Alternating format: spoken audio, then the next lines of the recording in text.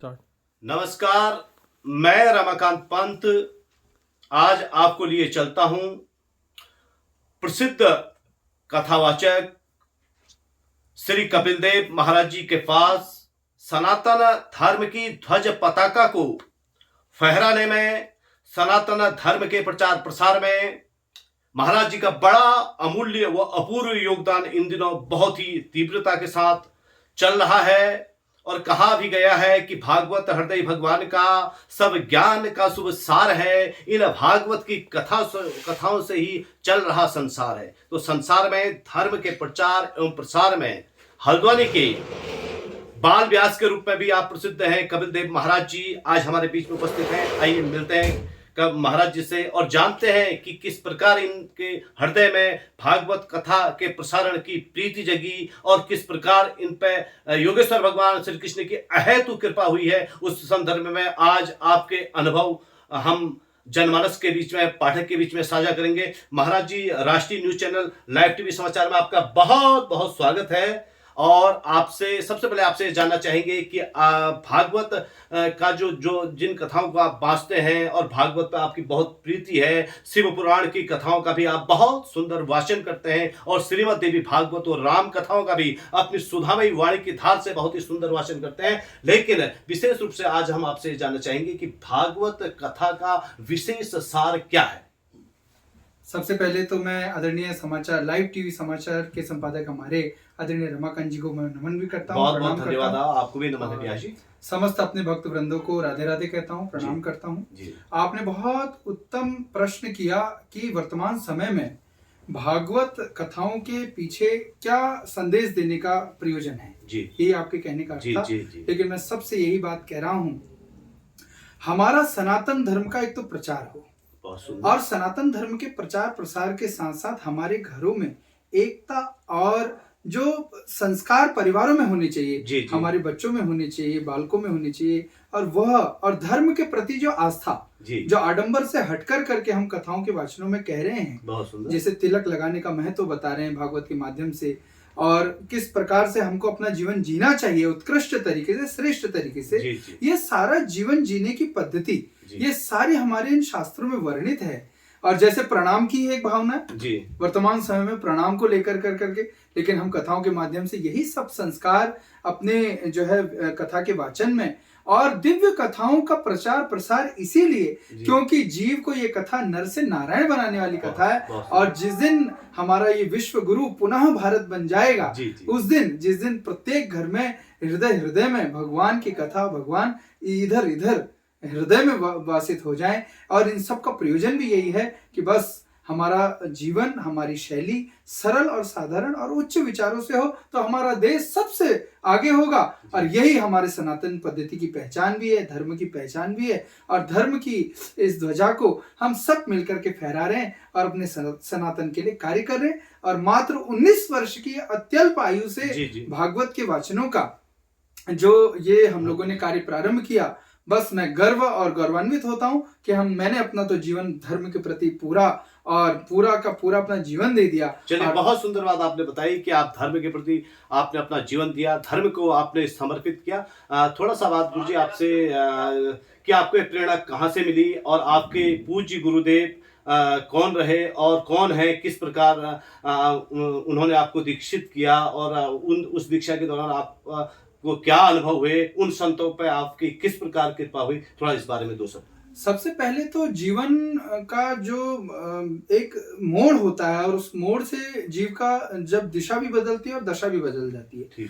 ऐसा बाल्यकाल में मुझे बड़ा गर्व है महामंडलेश्वर स्वामी धर्मदेव जी महाराज जी के सानिध्य में क्योंकि हम लोग रुद्रपुर में थे और बुरारानी क्षेत्र में उनका हमें आशीर्वाद मिला। और अच्छा, वर्तमान समय में आपके गुरुदेव किस स्थान पे हैं? अभी तो जिनसे मैंने गुरु दीक्षा ली है वो हमारे पूज्यपाद शंकराचार्य जी महाराज हैं जो अभी हमारे जगन्नाथपुरी के मठ पर विराजित हैं। मैं उनको नमन वंदन प्रणाम करता हूं और उनसे ही मैंने जो है दीक्षा भी ली है।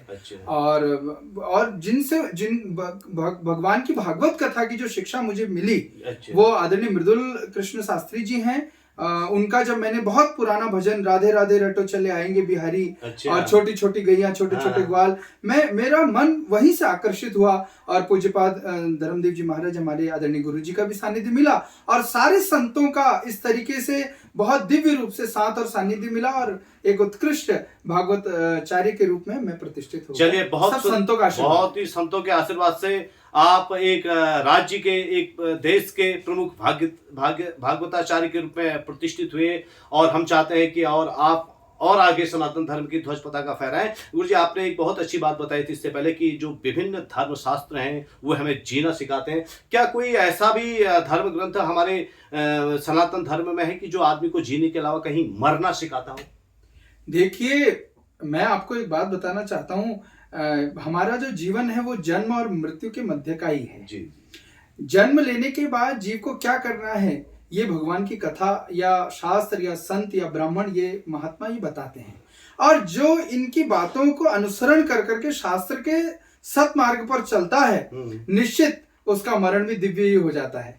ऐसा कहा गया है कि भगवान के तुलसी दल को मुख में रखना, या उनके नाम को लेना, या गीता का पाठ सुनना या सुनाना, ये सब मोक्षत्व पद की प्राप्ति कराता है। मेरा निवेदन यही है, मरना तो कोई ग्रंथ नहीं सिखाता, लेकिन मैं ये बात आपके माध्यम से कहना चाहता हूं, जो अपने जीवन में सतपथ में चल कर करके और दूसरों की सेवा कर करके, पुण्य दान इत्यादि कर करके, धर्म इत्यादि को धारण कर कर करके जो भगवान का हो जाता है, निश्चित उसका मरण भी दिव्य ही हो जाता है। बहुत सुंदर बात आपने गुरुदेव, आपने बहुत सुंदर बात कही। और मेरे कहने का तात्पर्य यह था कि जीवन जीने की कला तो वास्तव में सारे ग्रंथ सिखाते ही हैं, लेकिन मनुष्य को किस प्रकार जीवन जीते हुए, मतलब अपनी समस्त कामनाओं का त्याग करते हुए किस प्रकार, मतलब देह त्यागना चाहिए, क्या इस विषय में शास्त्रों में कुछ वर्णन आया है, यह जानना चाह रहा हूँ। भागवत के माध्यम से देखिए, राजा परीक्षित के समय में भी यही बात थी कि जब अंत समय में वो थे, तो उन्होंने सुखदेव जी महाराज से यही प्रश्न किया कि किसका भजन करना चाहिए, अंत समय में किसका स्मरण करना चाहिए, अंत समय जीवन का क्या होता है। देखिए, चरपट मंजरिका स्तोत्र में आदरणीय शंकराचार्य पूज्यपाद महाराज ने भी यही लिखा, जी। अंगम गलितम पलितम मुंडम दशन विहीनम जातम तुंडम वृद्ध याति ग्रहित्वा दंडम तदपि न मुंचति आशा पिंडम। अच्छा। आशा का पिंड जो मोह रूपी है, यही जीव को मोक्षत्व प्राप्त नहीं कराने देता है। बहुत सुंदर बात आपने कही कि जो ये मोह है, जो ये ममता है, इसके मरे बिना आदमी को शांति की प्राप्ति नहीं हो सकती है, और मनुष्य को कर्तव्य पालन की ओर अग्रसर होना चाहिए। गुरुदेव, एक अंतिम बात आपसे और जानना चाहेंगे कि मनुष्य, आपके भागवत कथाओं में, विभिन्न पुराणों में यह बात आती है कि मनुष्य सनातन सुख को चाहता है कि मैं सदा सुखी रहूं, लेकिन फिर वो ऐसे कौन से कारण है कि वो दुख की ओर खींचा चला जाता है और पाप कर्म में निरंतर प्रवृत्त होता है? सबसे पहले तो मैं इस बात को केंद्र में रखते हुए आपसे बात कहना चाहता हूँ, मनुष्य देह भगवान ने बड़ी अनमोल दी है। गोस्वामी जी ने चरितमानस में, रामचरितमानस में लिखा, साधन धाम मोक्ष कर द्वारा। ये साधन ऐसा भगवान ने दिया जो मोक्ष को देता है, और इससे पूर्व प्रश्न का भी उत्तर मैं आपको दे रहा हूं। लेकिन भगवान ने इसमें एक मन बनाया, और गोस्वामी जी ने बहुत सुंदर बात भी कही, निर्मल मन जन सो मोहि पावा, मोहि कपट छल छिद्र न। बस जीव छल कपट ये सब का त्याग करके निर्मल मन से अगर भगवत शरणागत हो जाए, तो निश्चित वो भगवान का निश्चित भक्त बन जाता है। यही जीव का आयाम अपने ग्रहण करना चाहिए, निर्मल मन से भगवान का भजन करना चाहिए। सोना चांदी वस्त्र अलंकरण, और क्योंकि गीता में भी भगवान कह रहे हैं, पत्रम पुष्पम फलम तोयम यो में भक्त्या पृच्छति। अरे कोई पत्र चढ़ाए, पुष्प चढ़ाए, फल चढ़ाए, जल चढ़ाए, भगवान कह रहे में प्रसन्न होता। क्यों? क्योंकि ये भगवान ने ही दिया। बहुत सुंदर बात आपने की कि वास्तव में ये भावनाओं का वो है कि समर्पित रूप से हमें निर्मल मन से हमें भक्ति, भगवान की श्रेष्ठ है, भक्ति भगवान के चरणों में भक्ति अर्पित करनी चाहिए, क्योंकि मूर्ति का काठ पाषाण की, मूर्ति में नहीं भगवान तो है भाव में, यही तो भाव प्रदान। बहुत सुंदर बात गुरु जी आपने कही। और अब आपसे केवल इतना कहना चाहेंगे कि आज के युवाओं को और उत्तराखंड के जनमानस को, देश के जनमानस को, हमारे आध्यात्मिक प्रेमी जनता को, वो सनातन धर्म के जो भी ध्वजवाहक हैं, जो भी सेवक हैं, उनको आप अपने संदेश में क्या कहना चाहेंगे? मैं यही संदेश कहना चाहूंगा कि यही विधि, जिस विधि से जिसको लगता है कि हमारा सनातन आगे बढ़ना चाहिए, वो युवाएं हैं, पुरुष वर्ग हैं, माताएं हैं, और जितने भी प्रबुद्ध जन हैं, संत हैं, ब्राह्मण जन है, यति महात्मा हैं, उन सब से मेरा यही निवेदन है, हमारा सनातन जैसे जिस विधि से आगे बढ़े उस विधि से उत्तरोत्तर वृद्धि कर करके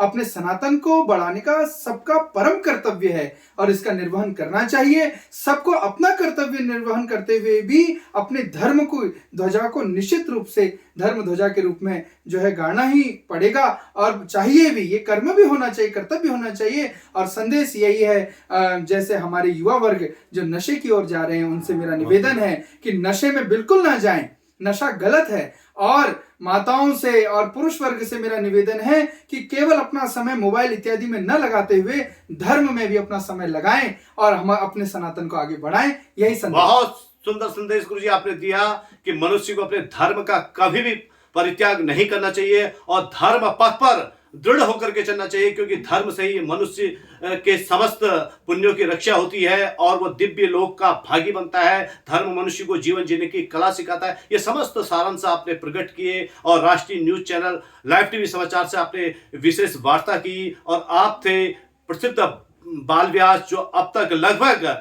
40 भागवत कथाओं का वाचन कर चुके हैं। इनमें श्री शिव महापुराण की कथा, राम कथा, श्रीमद् देवी भागवत सहित अनेक दिव्य ग्रंथों का आप सुधामयी वाणी की धार से वाचन करते हैं, लोगों को सन्मार्ग की ओर प्रेरित करते हैं और आपने अपना अमूल्य समय हमें प्रदान किया। इसके लिए आपका बहुत बहुत धन्यवाद। राष्ट्रीय न्यूज चैनल लाइव टीवी समाचार से मैं रमाकांत पंत, धन्यवाद।